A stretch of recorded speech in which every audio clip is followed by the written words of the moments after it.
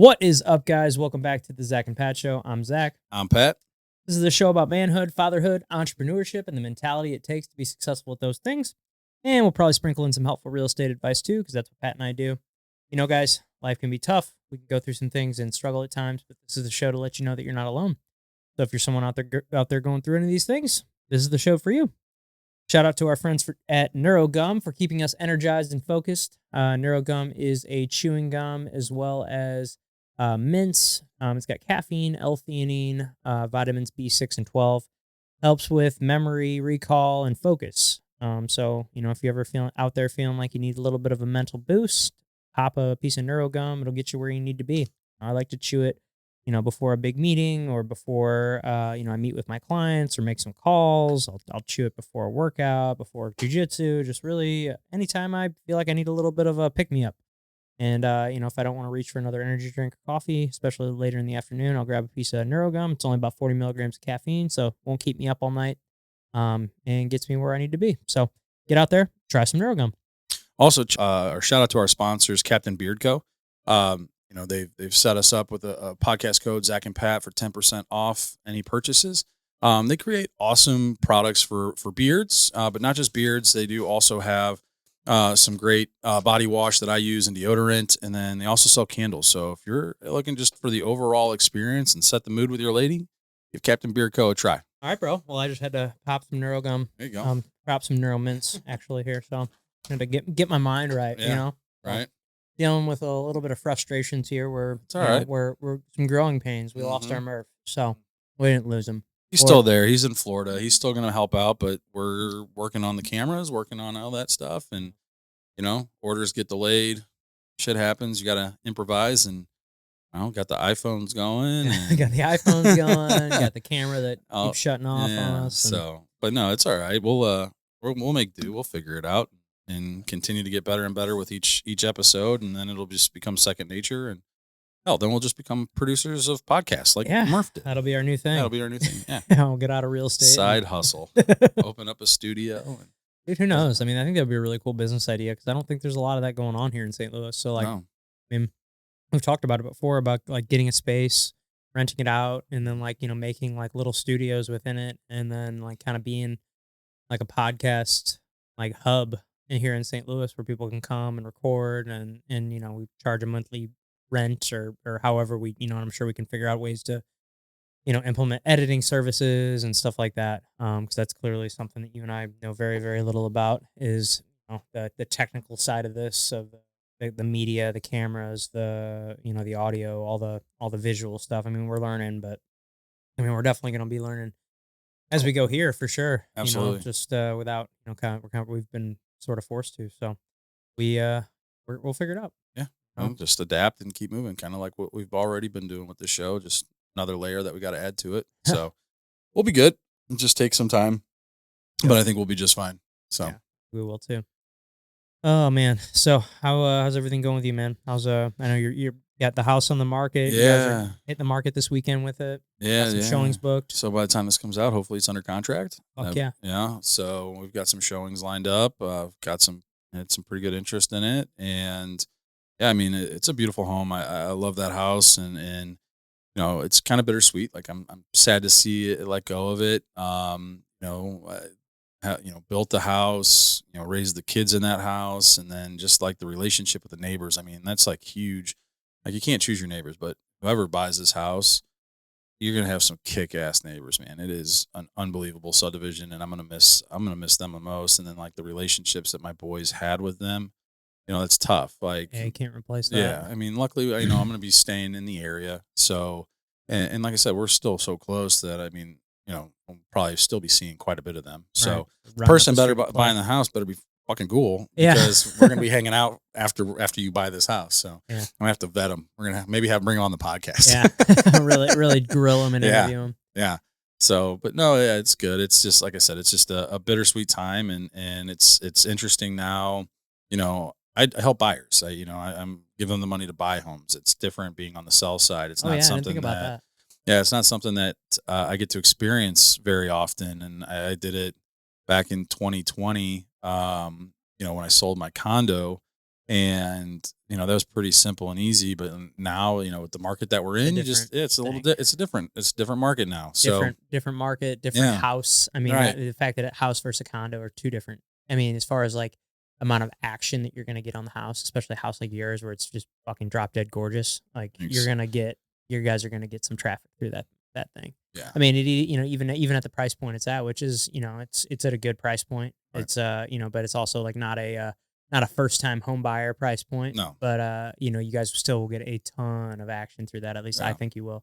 But it would be even crazier if you were in that like 250 to like 350, 400. Oh, yeah. That would be bananas. Right. That you'd be, yeah. Like there'd be like, you might as well just go, stay somewhere for the weekend or whatever. Or is that what you're doing? Yeah. Yeah. So, just gonna move out for the weekend just because it's just gonna be constant. You're gonna be like, I'll leave again. Yeah. Where? I don't know yet. Yeah, exactly. I was gonna say, what are you gonna get, like an Airbnb or go get a hotel or just something? Yeah. Hell, might even move in with my ex's spare room. I don't know.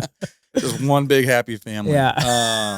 Oh man. No, not sure yet. But no, I mean it's exciting. It is. I'm looking forward to the fresh start. You and I, and some of the guests we've had on, we've talked about house hacking, and I'm gonna take some time. Probably go rent for a little bit, just because, with what I'm seeing out there. I mean, I'm pre-approved to buy. I could go and buy if I wanted to, but ultimately, like for me, like, I'll settle some debts. I'll get squared away there and still have plenty of money to go and buy. But everything that I'm seeing is going to require some work. And I don't know, like I would have to like basically drain everything that I'm making on this house. And I don't want to do that. So, I'll go rent something that's cheaper than where I'm currently at, save some money. Again, not basically the only debt at that point that I'd have would be my rent payment. And basically just stash money aside. So when that time does come, I'm not saying that where I'm at isn't income wise isn't stable. It's just, I want to, heading into the, winter months, it gets a little bit slower, and I don't want to be going and buying a house and doing all these rehabs. And then all of a sudden it just slows down, and, cause it rides that wave, and, the income that I'm used to making usually dips in the winter. So it's like, I don't want to be stretched for cash and all that heading into it. So it's just one of those things, just trying, I think, financially making the best financial move, and then getting into house hacking, buying, going, living in a house for a year as a primary, get in there, and then turn around, rent it, and buy another house, do that for a couple of years, and kind of build up a rental portfolio. Yeah, 5 years down the road, you got 5 properties.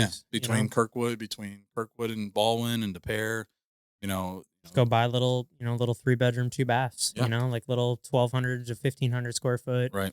Little 3-bedroom, 2 baths. I mean, it's just going to be you and the boys, essentially. Yeah, exactly. So it doesn't need to be. No, and that's the like biggest thing. You have a bedroom, both of them have a bedroom.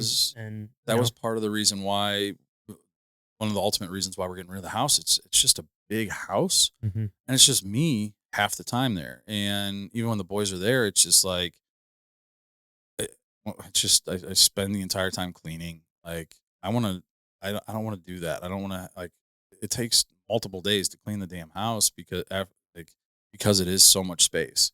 I mean, it's perfect for a family with kids. Like, it is the perfect size for a family with 2 or 3 kids. And with the potential to have that whole basement, which is the whole blueprint of the house. I mean, you got 2,400 square feet of unfinished basement that's already got rough-in piping for the bathroom, and how the design that all the builder's design has a wet bar in there. So you've got the piping for the wet bar. I mean, shoot, it's so big. Like, plans that we had originally talked about, it's got a 9-foot pour basement, so it's deeper. Putting in nice high ceilings. Yeah, a golf simulator or a movie theater. There's room for a weight room. You can still put 2 bedrooms and a full bath. Like, there's a lot of stuff that you can do in that basement and still have ample storage space. So, no, I'm pretty excited. Pretty cool. We did, we put a lot, my ex and I, we put our heart and soul into that house, building it and customizing it the way we wanted it. And I mean, it's a beautiful home. And like I said, I'm sad to see it go. My videos aren't going to have my cool blue bookshelves in the back. So it'll be a change. Honestly, like, that's one of the big things I'm going to miss about that house. I mean, I lived in that office. Like, I was there. I probably spent more time in that office than anywhere else in that house combined, other than the bedroom when I'm sleeping. Yeah. So, Yeah, I mean, obviously, that's going to be a change, but it's a house. Yeah. You know, That's why I always tell people like don't ever get too emotionally attached to house, to real estate, just because like you gotta. I think if you keep it in your mind. I mean, obviously you can love your house, but like just know that like probably not going to own that house forever. Like right? there's going to be a time where you're going to have to say goodbye to it. Yeah. And like you got to look at it as an investment, and like there's money in that house and you got to get it out. Oh, absolutely. Like there's always there's always going to be a reason that you're going to have to move on, and Right. and here's yours. Yeah. So you gotta it's just goodbye for now, and Right. you're gonna have another home that probably will be even better. Yeah. To look back Well, on down down the the road, down the you road, know. not might be 5 to 10 years from now, Right. but like But that's fine. Like that's it's cool. But right. like the shit that you're doing now is gonna, if you build up this rental portfolio, it's gonna take a lot of stress off you. I mean, it might add some stress back in your Yeah.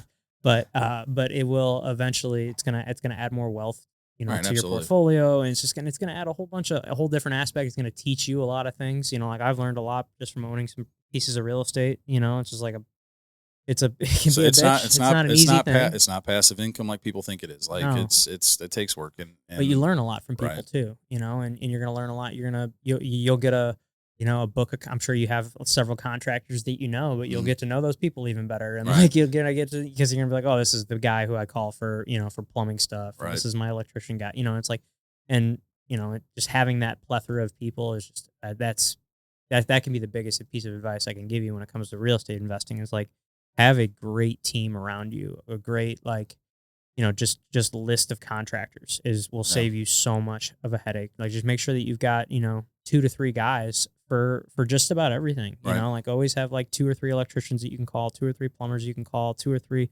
exterior roof guys, 2 or 3 guys that can repair appliances, 2 or 3 guys that can put in floor and trim and all these Right. other things, and just like have different, because you never know who's going to be busy when. And all right, well, if this guy's booked up for a month, I need to find someone who can get to it now. All right, let Right. me go to my number 2 guy. Mhm. Look at it like a depth chart on a football team. Yeah. It's like, all right, I got my number 1 receiver over here, Right. but like he's booked out at this big job in Clayton for the month. Like I'm not gonna be able to get to him. So all right, I got to go to my number 2. Right. It's like that's kind of how I think about it. And yeah, that can be the biggest piece of it. Once you get to that, like Yeah. obviously I can help you out there. But Right. it's just that would be I mean, we talked about it on the last episode with Sam. Yeah. Like contractors and dealing with contractors as far as like rehabs and real estate investing, like that can be like the biggest headache part of it. Right. And like finding people that you can rely on is a huge piece of that. Yeah. So I get it, man, and I'm looking forward to it. Like I said, new journey, new adventure. Starting from you're not challenging yourself and getting better moving forward from just facing the adversity and getting through it. Like, yeah, why not? Like, Yeah. let's do it. you're like a tree, man. If you're Yeah. not growing, you're dying. What about you? What's new? Um, What's going on with you? What's new with you? Man, well, I mean, I've got lots of listings going on, so that's kept me pretty busy. I've got a big match coming up here in 2 weeks, Yeah. so I'm getting ready for that. But kind of one thing I wanted to talk about. Well, today I saw something that I was like, man, I don't know if this just kind of like it shocked me when I saw it. I was Mhm. driving out of my neighborhood and I saw a guy cutting down. He was like part of like a tree service crew. Mhm. I mean, this guy had to have weighed. I'm not trying to be mean, but this guy was probably north of 350, 400 pounds, Oh wow. walking around with a tree service community, like with one of those like oxygen tanks. Really? Like I was like, what am I seeing here? Yeah. I was like, Like, this is the craziest thing I'd ever seen. I was cutting like, down a tree with attached to an oxygen. attached to an oxygen tank. Oh, I was wow. like, whoa. Yeah. Like Hey. what? Yeah, That well, was the one, craziest- give it to him for wanting to be out there and putting in the work. Yeah, but I was like, man, like that is some dedication Right. there. I just saw that today. But anyway, I always write down weird things that I Come see and across. experience, and I'm like, Yeah. oh, that'd be something to just bring up on the podcast. But yeah, I saw that today.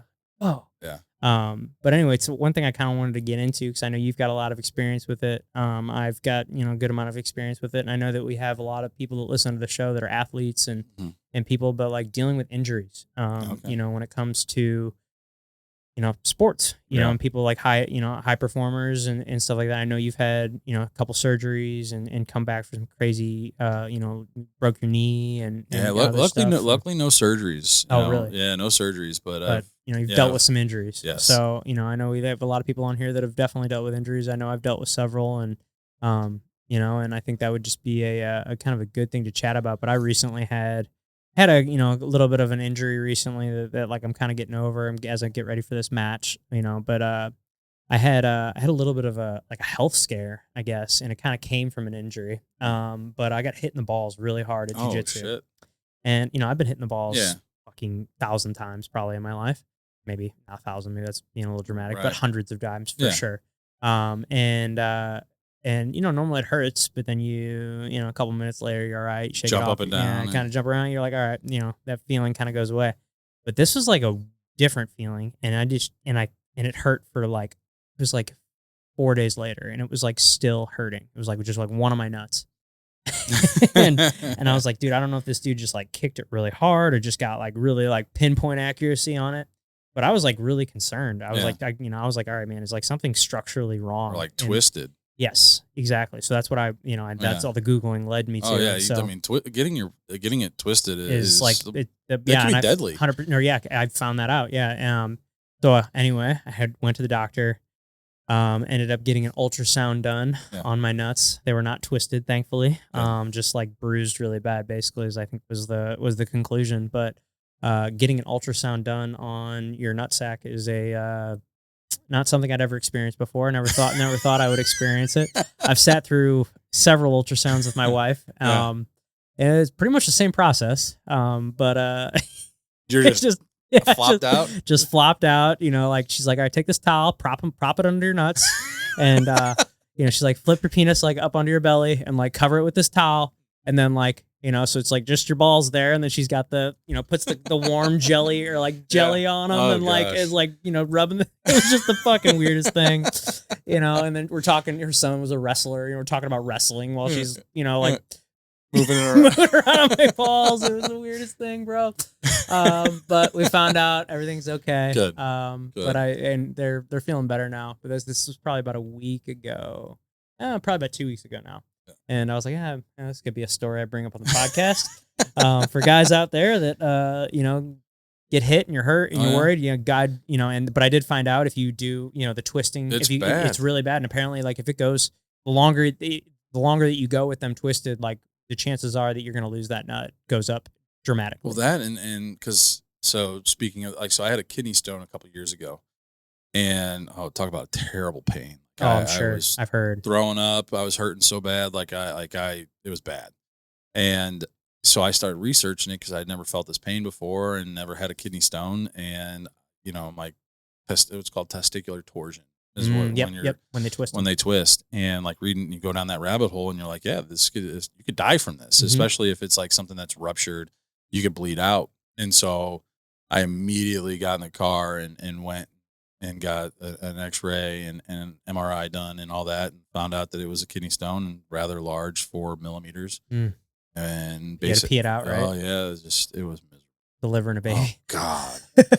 And they're like, oh yeah, here, whenever you go pee into this net and try and catch it. And I'm like, oh, okay. And I just never tried to catch it. I'm like, just get the fuck out of my body. Did you like see it come out? I just like when you did, it's just like a release, just like, oh God, that felt like it hurts, but it felt like instant relief. Oh, okay. Yeah. So I was just like focusing on just like pushing as hard as I could every time I went to pee.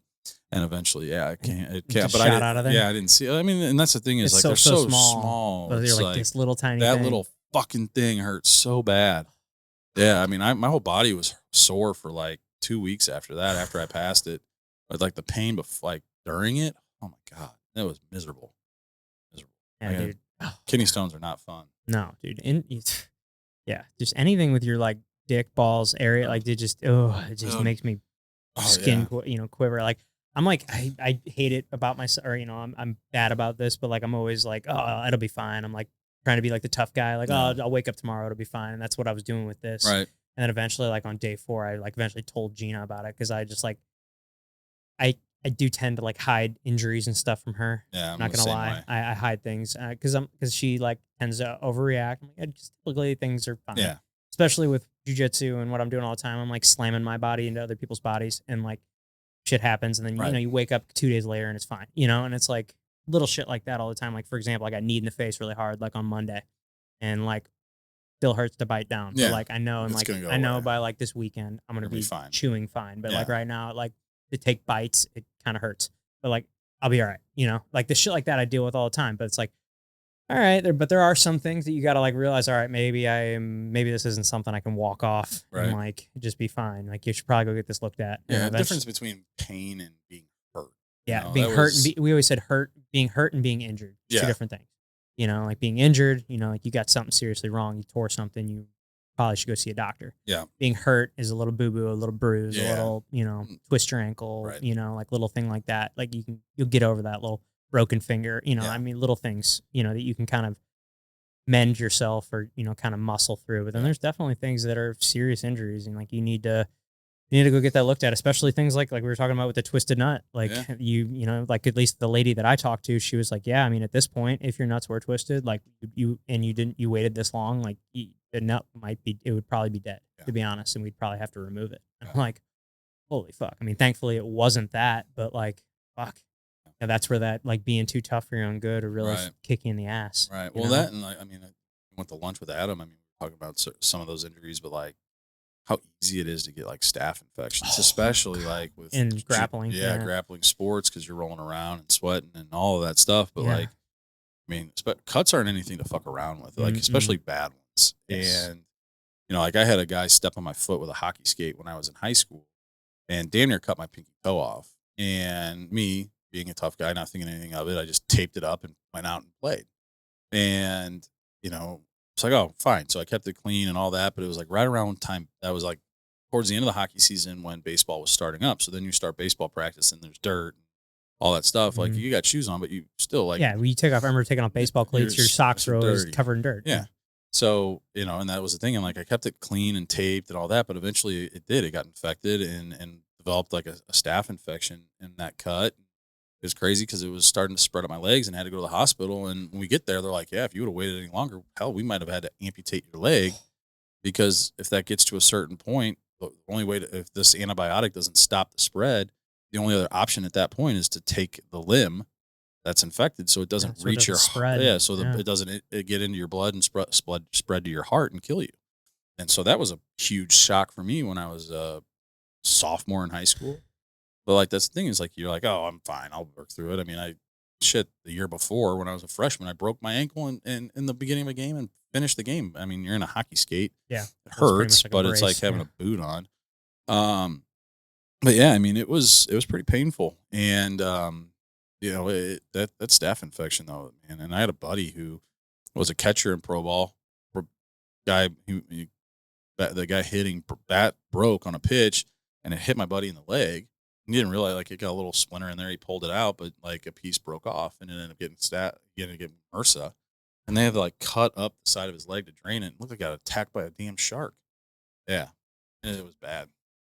I mean, staph infections are scare the living Oh, fuck out of shit, me, yeah. bro. Like it's like you said, it's so common in like the sport that I do. And I mean, I had a pretty crazy experience with one of my good friends, Blake. He doesn't train with us anymore at Watson's, but he was there. He was like one of my main training partners when he was there. And I mean, pretty much one of the reasons he's down in Texas now, but he was after this whole thing. And I don't exactly remember how the injury happened. I thought it started with something with his ankle, and then somehow it got into his arm.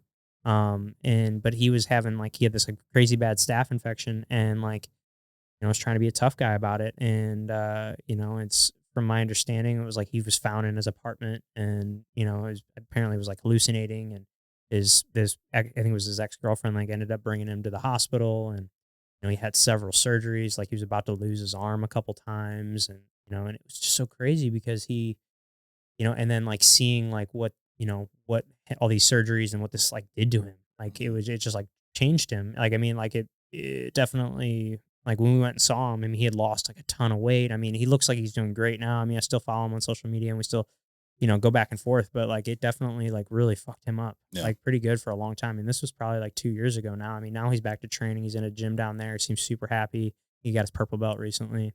But he was he still is. He's a bad motherfucker. And you saw this thing just take him down. Yeah, it's insane. Terrifying. How those things like that can happen. Like another one too is concussions. Man, don't fuck with those. I mean, I had quite a few playing hockey growing up.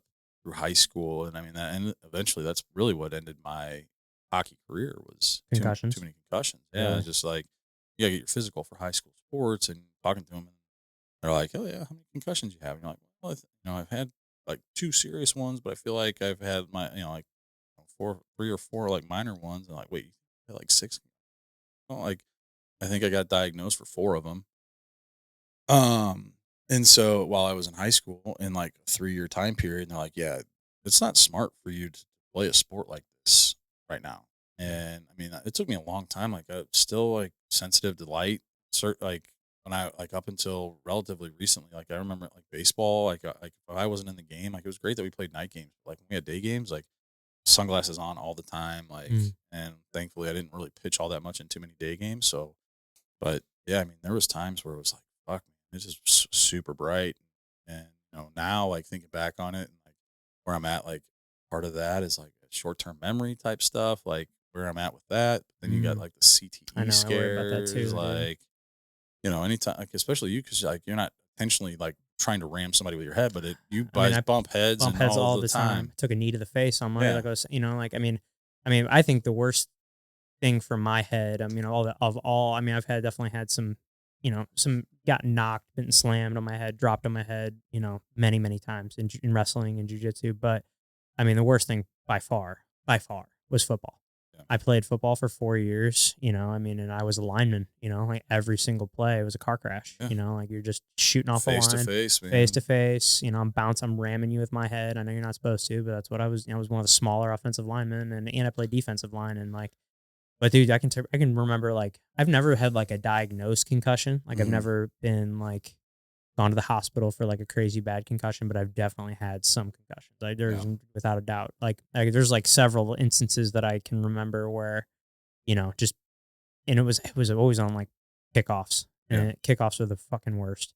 I mean, like as far as like dangerous, because you just Mhm. got just people just running full speed at each other, Right. with like, 20, 30 yards of buildup. And then you Oh, for got, sure. all the pads and you're wearing a helmet on, makes you feel invincible. And I just Mhm. remember there was this one practice I'll never forget. I remember I was on the return team, and I just remember it was just the guy that was lined up with me. He was our center, and he was just him. He was one of my. He's looking back on it now. He's like one of my good friends, but like at the time, he was Right. definitely being a bully. Yeah. And I mean, it was like 3 plays in a row, and I mean, he just cleaned my clock, full sprint 3 times in a row, and just like I just remember like my head just like ringing for like 2 days afterwards.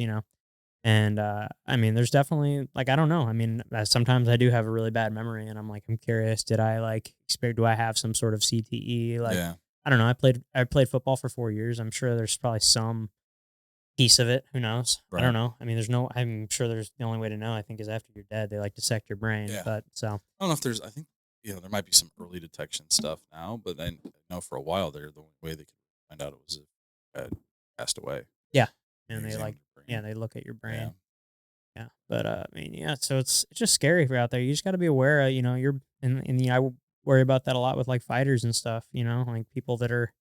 You see that a lot with like people that don't want to like hang up the gloves. Right. I mean, because they kind of have their whole identity, tied around it. And they're like, I don't know what I'm going to do if I'm not a fighter, and they stay in it too long. There's guys out there. We can one that comes to mind right away Just is recently. Tony Ferguson's Yeah. one of them. I've never you don't really see a lot of interviews of him like speaking, but like I'm sure there's no way that you go through Or that he's that he's had, had, and and you're then not affected. And there's a was it lot of Michael people Chandler that roundhoused him, right? Wasn't it? Or front kicked him, front kicked and there's him. that picture of Yeah. him like with Just that still of like Chandler's foot in his yeah. chin, and his like face is like all the Yeah. skin has moved. It Yeah. was crazy. So I mean that there's very good chance that he's got some sort of CTE, and it's like at some point you got to kind of hang it up. But on the other hand, like who are we to say? It's their life, Right. and it's if it's what they want to do, it's what they want to do. But you never know what's going on in their life because you got to look at it. That's how they make money. Right. I And mean, and that's it's the kind thing. of the double edged sword there. Right. And that's the thing too. As long as like if you're going to be playing sports, there's always going to be that. There's always that opportunity or chance for injury. So, there's ways. ultimately, if you're in the gym working out, and then like for me with baseball, like when I broke my knee, or broke my leg, um, you know, if you look at the video and you look at the still frame, you should think like, holy shit, you just tore every ligament in your knee. But like for me, like I was doing yoga 2-3 times a week. Like people, one of the greatest things that I was always told from a young age was like, flexibility and balance equals strength, and like real strength. And so for me, like that always stuck with me. And so I always, when I was playing, I always made sure that I was always doing some sort of long stretch, like yoga and things like that, just to keep that flexibility. Because if you look at it, and like I was so flexible, like when I would stand there, I would naturally hyperextend my knees. Mm-hmm. And so, but when I broke my leg, like yeah, I hyperextended it, but at the same time, like those ligaments and muscles were so strong from training and doing stretching and all that, and the elasticity that I created in those muscles and ligaments, that they didn't snap, they didn't break. And so the only thing that happened was the head of my tibia, fibula, and femur impacted and cracked on the heads of each of those bones and fractured.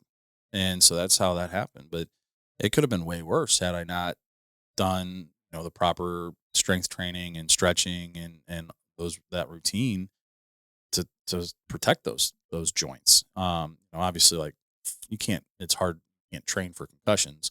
But those are usually some sort of freak accidents in sports, but like when protecting ligaments, which is where you see a lot of injuries.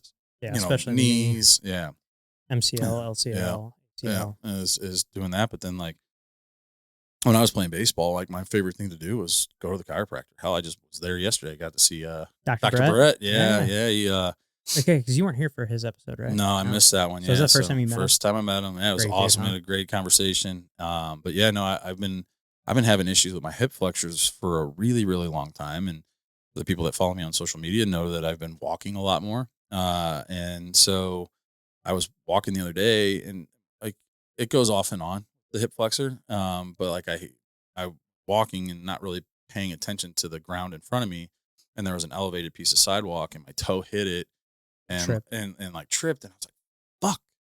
And I tweaked that Hip flexor? yeah, again. And like all the last couple of days, like I was having a hard time walking.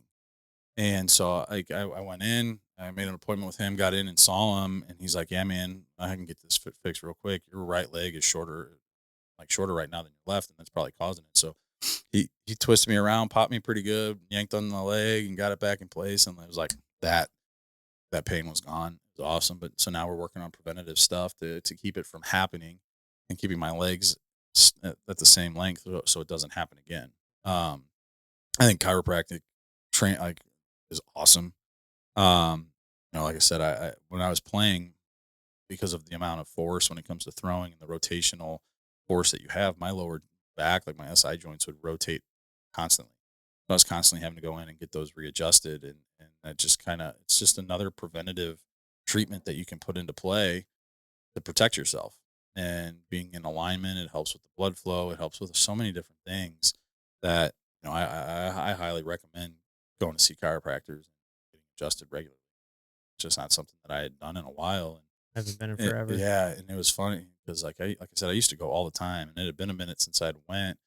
And he's like, "Well, let's just check out some of the other," and he cracked my neck, and it was just like, "Holy shit!" Like there's like so 4 or 5 cracks in one. And feels like your head is floating above your Mhm. body there for a second. Yeah, and then he did another one too on my foot.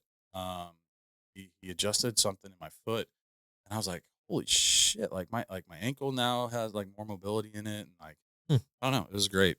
Yeah, so Yeah, he's great. mhm. I love Dr. Brett. Good old Brett Lux. Yeah. Those twins, I tell you. Yeah. They're I could tell you stories about them, but I don't want to do that to them. Go back and listen to the podcast episode with him. There's a few on there. Yeah. If I had a nickel for every time I'd seen the Lux brothers get into a fist fight. And multiple times where only one of them was clothed. Like where they'd like come home in the middle of they were sharing a dorm room. I was roommates with them and in Blair Shannon, so we were like a 6-person suite. So we each had there was like 3 rooms, and each room had 2 guys in it. There was like a little living room, and there's multiple times where one of them came home and the other one was in there with a girl, and like you know, like, no, I want to get in there. I got to get in there. And the other one, and like, of course, that starts a fight. And Mhm. then like one of them just butt ass naked fighting the other one. Like, it's just hilarious shit. Uh, Like, I love those fucking guys. I've seen them do some crazy shit before. oh, they're They're funny. That's too funny. good brother shit. But Yeah.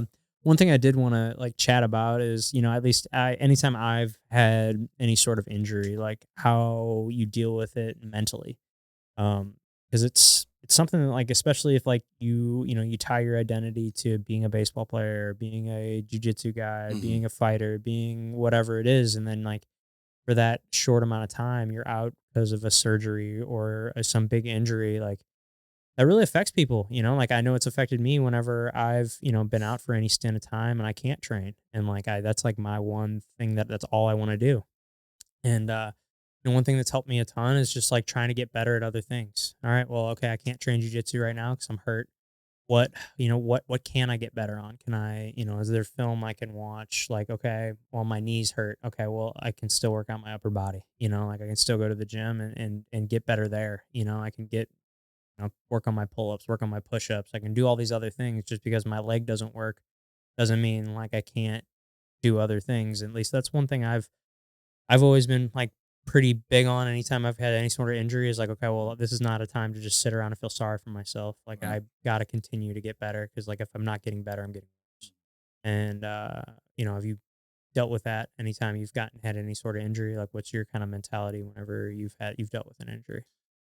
Uh, so it depends. Like, depends on how serious the injury is. Like if it's just nagging, annoying pain, is one thing. But like serious injury, like with my leg, I mean, I was out. Yeah, I was like when you laid had when you had you broke your broken leg. leg. Yeah, So that happened in middle of August, and I was rehabbing until the end of October, and then even coming back was all like body weight stuff. So I wasn't even put any like weight on. Like I could do body weight squats and lunges hmm and things like that, but like lifting weights wise, I mean, it was a very slow, drawn out process, and I think that really helped.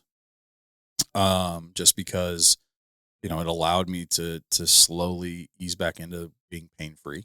Um, and so yeah, I mean, I don't know. It was because everybody was always like, "Well, how do you not like when you get back on the mound, just you're not worried that that's going to because how happen did you break it again?" again? Tell everybody. I was throwing a pitch, and I can have Mirth clip in the video of it, but I was throwing a pitch, and I was coming out of the bullpen, and I was doing my warm up pitches, and the guy that started in front of me was a lot taller than I was, but he had a really awkward, like short stride length for his height.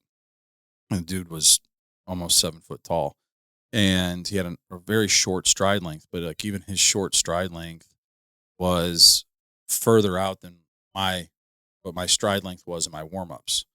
Well, he had developed a hole where his foot had been landing, and the very first pitch of the game, once I was done with my warm ups, and like during my warm ups, I was a good 3-4 inches back behind it, so I'm like, oh, I'll be fine. And then very first pitch, coming in and you're as a reliever, you're trying to rear back and cut it loose. I overstrided. And when I overstrided, I hit the hole and my foot slid into it, but I went to complete the pitch. So when I did that, Heel dipped my, into it. my foot hit and so like imagine this was my knee. Like I landed here and then my foot slipped and my knee, like it just Hyperextended, like knee hyperextended. barred yourself. Yeah. And when that happened, like the way when you look at it on video, you're like, holy shit, there goes your entire knee, surgery, everything. You're pretty much done. But luckily, like I said, between the yoga and the flexibility that I developed, it just caused the heads of the tibia, fibula, and femur to hit, fracture. Your adrenaline's running so much that like it hurt initially, but you're still like once you stood up from it, like once I stood up from it, I was like, oh, I'll be fine. So I went to throw like a warm up, like another pitch, just to like kind of see how it felt, and it just Collapse. yeah. And that's when the pain kicked in, and I mean it swelled up like this. I mean they had to, it took quite a few days for the swelling to go down before I can even get in for an X-ray and MRI. But yeah, so that that was a longer drawn out recovery process, and I think for me was like preparing myself, like, hey, okay, nothing's torn. You've broken bones before, and you can come back from it. And If something had been torn, it might have been a little bit different mentally for me, but I knew that it was just patience. And patience is something that I've always had. And I just knew that, like, hey, I just got to show up. And I know that, like, hey, for the next like month and a half, it's going to be very limited on what I can do, but I just need to make sure that I'm doing what I can do. And then once I am cleared, then again, not trying to push it too hard, but stay within what I can do. And, and then like each day pushing it more and more and more until that pain's gone. And then once the pain was gone, I didn't have any issues and I didn't think about it. It's just like one of those things like, hey, it's in the past. It's a freak accident. It's never going to happen again. It's just is what it is, and just go out there and play. And I think if you're timid on stuff like that, that's where you wind up getting hurt again. So I just still went balls to the wall like I was and didn't try and change anything. So, but like when it comes to like little nagging injuries, like I learned this in a book that I read about baseball. It's mental game of baseball, and a lot of that nagging injury stuff is stuff that's like in your mind. And like if you can train your mind to push it aside, odds are you can work right past it because your mind is so powerful. So like the trick is like you get into a deep, like a meditative state. You get in, you control your breathing, you close your eyes, and what you do is like you picture, like for me, like I said, I would have lower back pain from my SI joints rotating, and so for me, what I would do is I'd lay down on the ground or in a bed and close my eyes and just focus on my breathing, get to that relaxed state where I'm totally focused. And what I would do is imagine like my lower back and like that pain, and I can like to where I'm visualizing the pain is like this red piece of paper, and it's right there, it's glowing, and I'm looking at it, and I'm visualizing myself going in and just grabbing that piece of paper, crumbling it up, feeling it in my hand, feeling the weight, and then literally just throwing it away and doing that. And yeah, it sounds crazy, but I would do that, and that would help clear up that pain, and it would just be gone from my mind, and I would stop thinking about it, and I wouldn't feel the pain. And I remember doing this specifically. I got invited down to this underclassmen national or world showcase down in Florida, and long plane ride, flying down into, I forget where we flew into, but then we had to drive into Fort Myers. So it was like, it was a long flight and then a long drive, and my body was just aching. My SI joints were barking at me. So, and I was supposed to go, like, everything started the very next day. So really no time to recoup or recover. It was just, hey, you got to figure out a way to do this. And I remember getting into that hotel room and doing exactly that. And then woke up, did that night and went to bed, and I could see like, yeah, I was starting to feel a little bit better. And then the next night, our next day, woke up that morning, was a little sore, and I did it again. I did that process again, and then went to the field and felt great, and wound up having a really good showcase, pitched in a game and did really well. And yeah, it was just, it's amazing what you can do with your mind. And when it comes to like little nagging injuries and things like that, when you just put it like, picture yourself or put it out of your mind and get it out from thinking about. Because then like that's the problem, is like you start feeling it and then you're like, oh my God, then you start thinking about it, and that's when it starts kind of building up, and getting worse. But if you can separate that from your mind and you stop thinking about it, that pain will go away.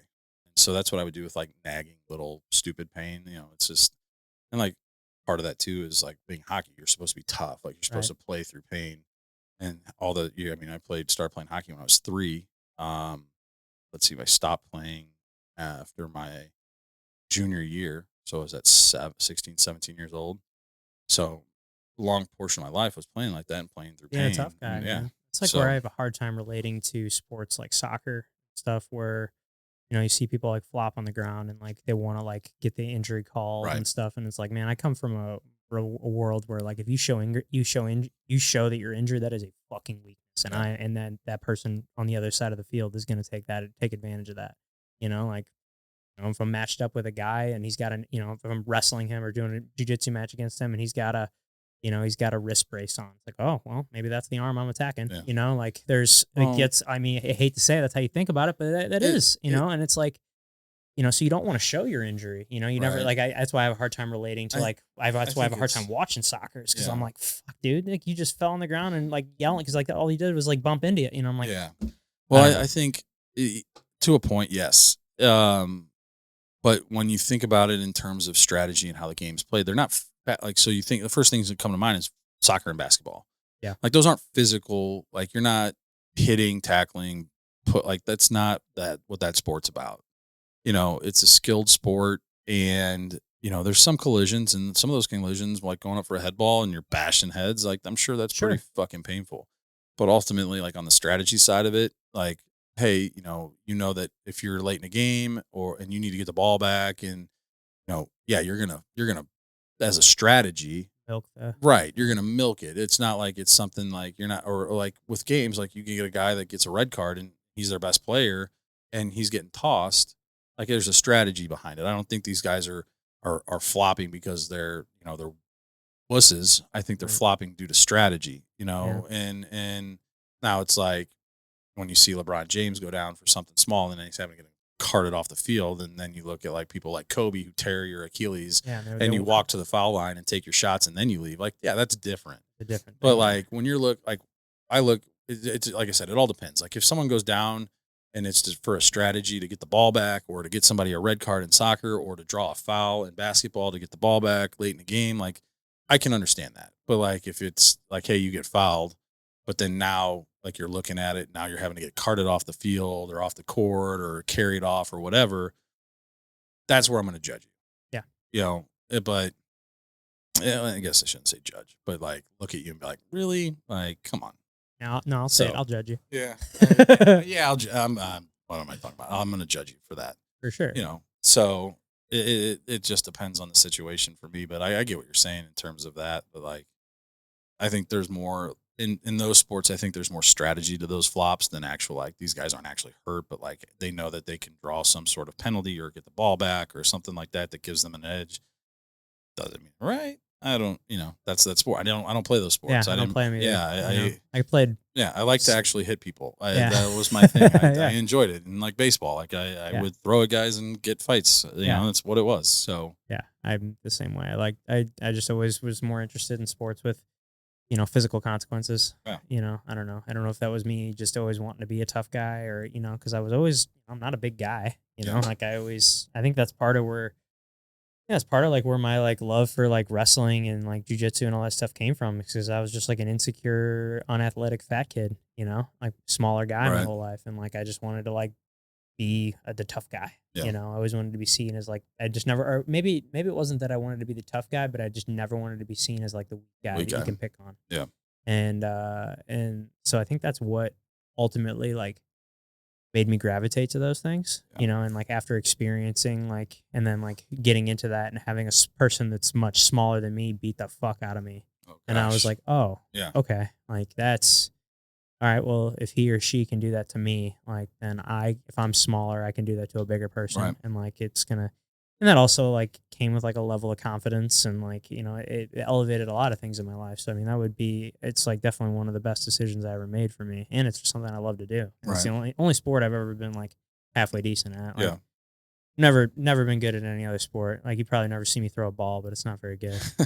It's amazing though. But like, that's the thing is like, and I could have this debate, but like, baseball players get knocked for their athleticism, but I'd be honest, I think some of the best athletes in the world are baseball players, because it's such a unique For sure. skill set that I know a lot. I mean, I bet you could take the best athlete in the Major League Baseball and put him in any other sport and he's going to succeed. Yeah. So, I mean, shit, a Well, lot of the guys I played college and pro ball with maybe not so much college, but in pro ball had scholarship offers for other sports other than baseball. Yeah, So, I mean, look at guys like, Russell Wilson. Right. Who else has played both? I mean, Michael Jordan, best basketball player of all time, went in and was like a halfway decent, not even like, Right.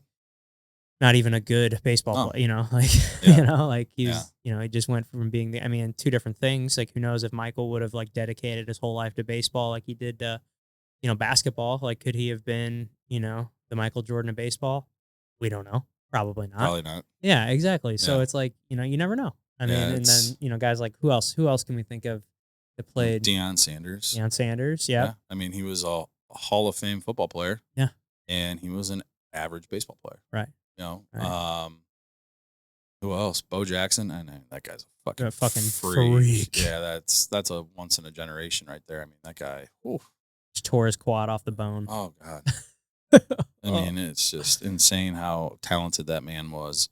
Trying to think who else. I mean, you don't see it much anymore. Not with the way training goes and what these teams are wanting and dedication out of that player. Like, I don't think it's possible that you're going to see multi-sport athletes like that anymore. No.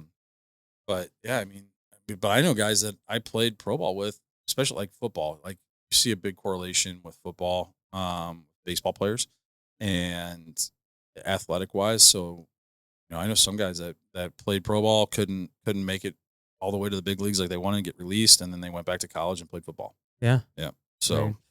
yeah, it's a thing, man. Like you have that athleticism and you're good enough to play baseball, and you can convert that athleticism into other sports.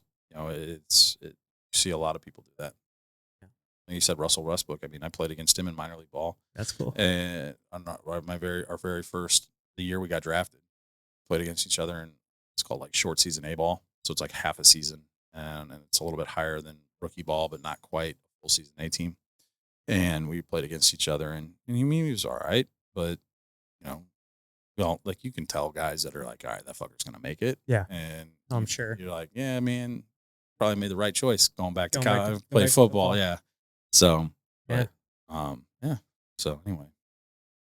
All right, guys. Well, thanks for tuning in. Make sure you hit that subscribe button, comment what you thought below, hit that like button, and we will see you next time.